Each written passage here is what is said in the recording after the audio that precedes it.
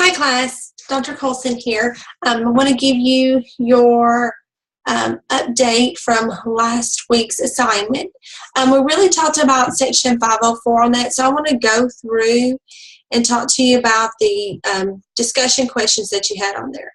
So one of your first discussion questions was the LEA determines in case conference that a child is ineligible for special education but is eligible for 504 services.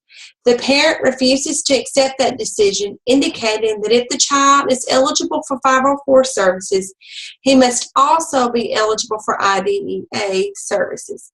Who is legally correct and why? In this case, the public school is correct. Just because a child is eligible for 504 doesn't make them automatically eligible for IDEA. Remember, there's a two-pronged test for IDEA. They must have an identified disability first, and then that disability must adversely affect their educational performance. So, for instance, a child with ADHD could be eligible for 504 services, but just because he has ADHD and he's eligible for 504 doesn't automatically make him eligible for IDEA. It has to adversely affect their educational performance. So that takes care of that one. And then our second one is, it says a 10-year-old child with ADHD is evaluated but determined ineligible for special education services. The case conference committee recommends 504 services but does not find the child eligible under IDEA.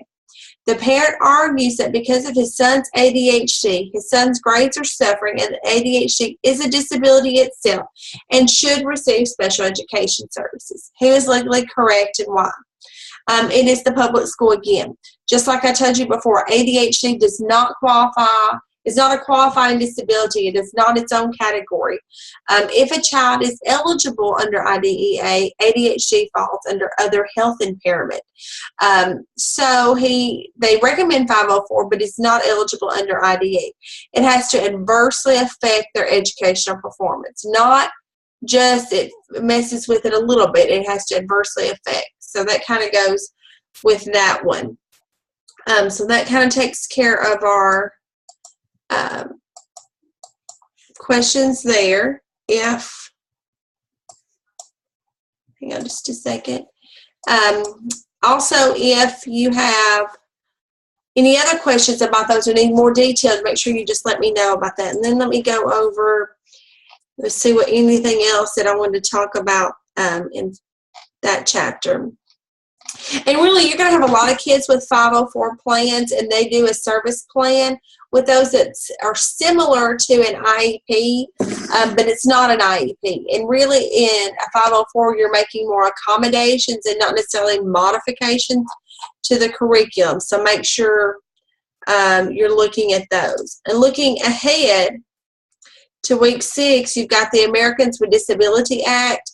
Remember, you do have a case brief for that. Pay close attention to ADA because that goes beyond school.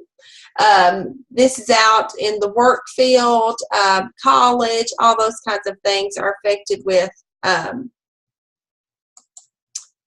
those.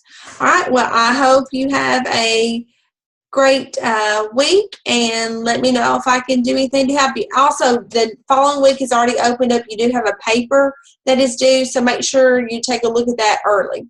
All right, have a great week. Bye.